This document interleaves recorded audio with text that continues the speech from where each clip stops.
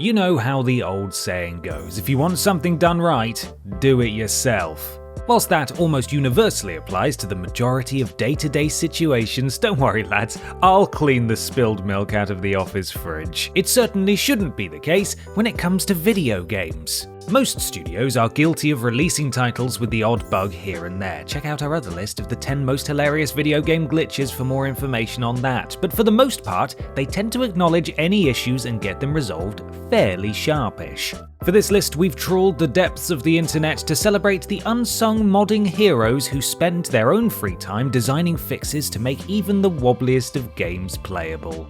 Are you ready? Let's look at some! I'm Ben from TripleJump, and here are 10 times modders had to fix broken video games.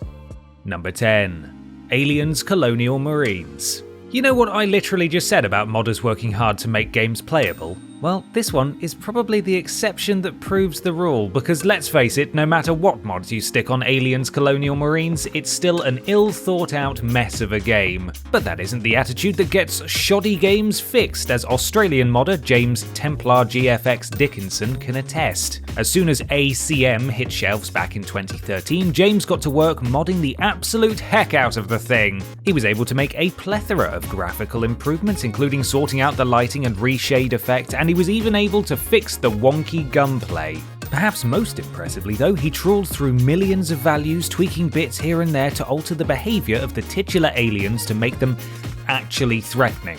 But why bother, you might ask? Well, it turns out that Templar GFX is a massive Aliens fanboy and considers Colonial Marines a labour of love that offers him his only real opportunity to shoot some xenomorphs with a pulse rifle. Whatever floats your boat, friend. Number 9. Horizon Zero Dawn. Upon its release back in 2017, Horizon Zero Dawn was very favourably received by both audiences and critics alike, who praised the PlayStation 4 exclusive title for its stunning open world, highly engaging story, and the wonderful character development of protagonist Aloy. It's probably for this reason then that the moderately cruddy PC port felt like such a kick in the proverbial nards. When PC players finally got their mitts on copies of Horizon Zero Dawn, they were disappointed to find that the game was prone to crashing and performance issues. Enter Caldian. I'm definitely not pronouncing that correctly, and I'm very sorry. A knight in shining armor whose brilliant Special K mod had already fixed performance issues for several other games. Caldian very kindly updated the already popular mod to help improve Horizon Zero Dawn's stuttering and FPS issues, and was even good enough to create a guide on his website to assist players in applying the fix. What a legend. Luckily, developer Guerrilla has since responded to player complaints, and at the time of recording has released a patch which aims to rectify the issues. Number 8. Dark Souls.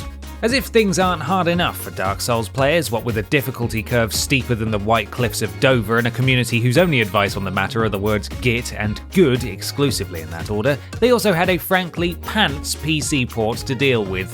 When the good people of the world called out for the first Dark Souls to be ported over to PC, little did they know that they'd be getting a carbon copy of the original 7th gen console version, warts and all. Among the problems players experienced were a pitiful frame rate limit of 30 FPS, as well as poor mouse and keyboard controls, all of which one producer attributed to it having been rushed out the door in order to meet gamers' demands for the title. Enter Geronte, I think that's how that's pronounced, but write that name down, it will come up again later. A man with the modding power to fix just about everything, or so legend has it.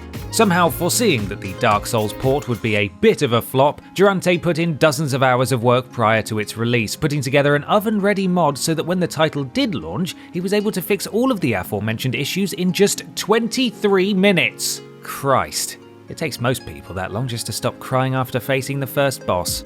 Number 7. Phantasy Star Online 2. Well, Microsoft, you tried. Most people's patience with the release of Phantasy Star Online 2 lol got 'em, because after many years of anticipation when the game was finally released as an exclusive onto the Windows Store... Hang on. The Windows Store? Not Steam? Ah, well, I see the problem immediately. Basically, the game was finally released onto the Windows Store, and it was a complete shambles. From random crashes and stuttering to the game flat out refusing to run, and even in some instances, uninstalling itself. The Phantasy Star Online 2 Windows release had it all. Naturally, though, a group of dedicated modders was on hand to resolve the launch issues using the PSO2 Tweaker, a tool that was originally created to allow English-speaking fans of the game to play the original Japanese release before the North American and European release. The tool replaced the wonky Windows Store and default launcher and fixed the majority of issues that players were reporting. You will be pleased to hear, however, that Sega has been putting loads of hard work into fixing the game itself, that it is no longer a Windows Store exclusive and has since been made available on Steam. Make of that what you will. Number 6. Dead Island. Oh, poor Dead Island. Despite enjoying a reasonably successful console release, there really was no reason for celebration when it came to the title's PC launch. First off, the absolute numpties released the developer's code on Steam instead of, the actual game that was intended for audiences. Then, as if that weren't enough, the version that was supposed to be released was a total mess, full of bugs which ranged from graphical tearing and save file corruption to players not being able to load the game at all, and was incessantly plagued by multiplayer server issues. Luckily, the wonderful folks of the modding community were on hand to provide solutions to the scores of problems, with Nvidia, ModDB, and Deep Silver even going as far as to sponsor a mod competition giving out prizes for the most successful fixes. Modders came out in their droves to fix the PC title, working by and large without recompense to vastly improve the experience for players, most of whom had previously been ready to give up on the game. Developer Techland has since patched the game to within an inch of its life. However, reports remain varied as to whether or not Dead Island is worth playing on PC, so maybe just stick to console on this one. Number 5. Nier Automata.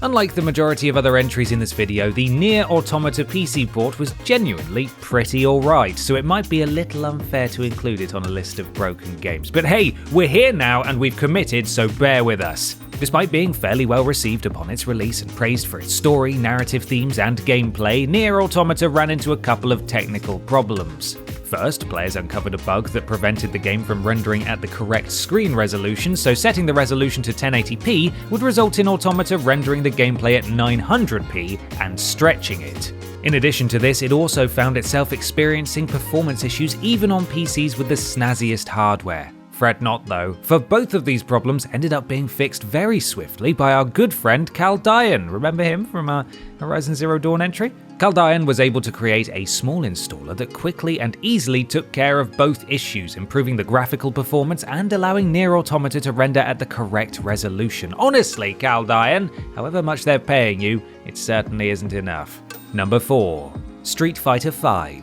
Much like the cleaning of the TripleJump office fridge, which was disgusting by the way, eventually you get sick of waiting around for other people to get a job done and just roll up your sleeves and get on with it yourself, despite that expired Activia definitely not being mine. This must have been how Reddit user Altimore felt when waiting 4 years for Capcom to address the online performance issues with Street Fighter V. From day one, the game was plagued with netcode issues, which for those not in the know is basically the way in which Street Fighter V keeps online play fair, effectively desynchronizing and resynchronizing matches imperceptibly for both players so that neither is disadvantaged by connection issues. Everyone still with me?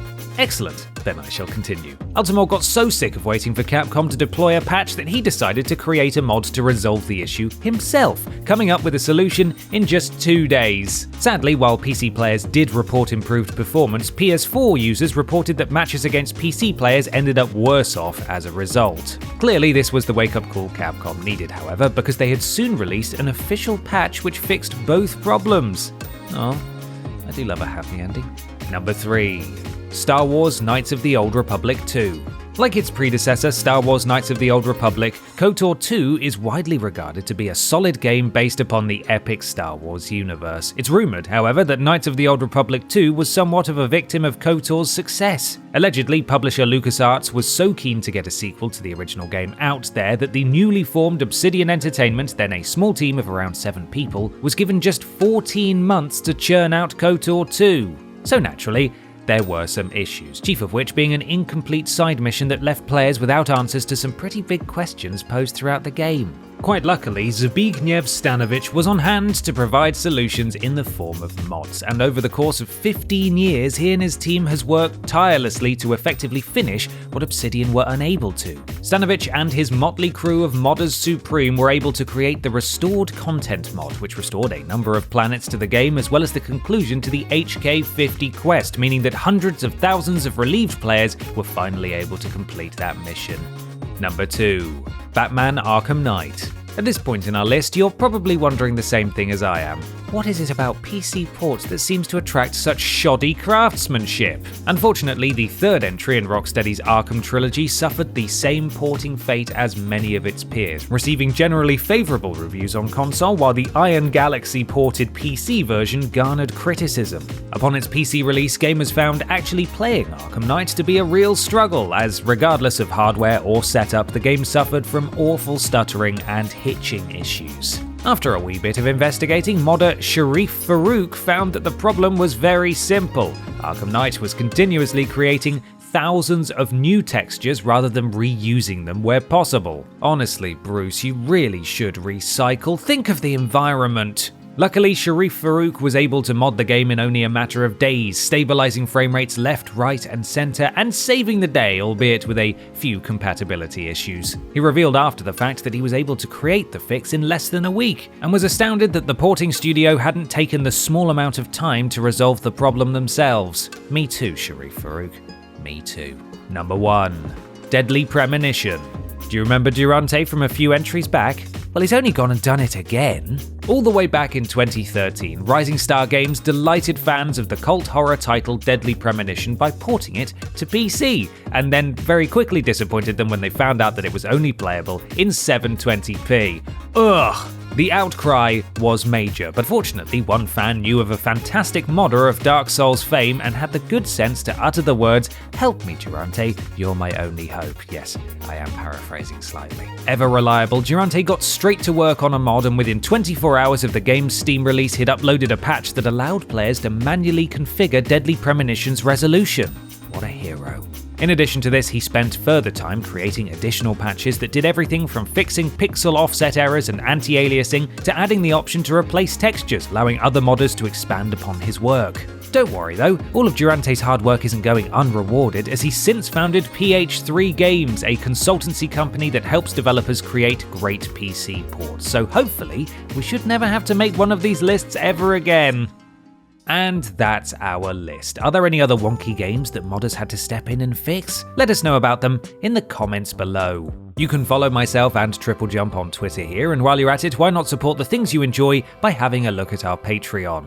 Finally, don't forget to like the video, share it with your friends, and subscribe to the channel. I'm Ben from TripleJump, and thanks for watching.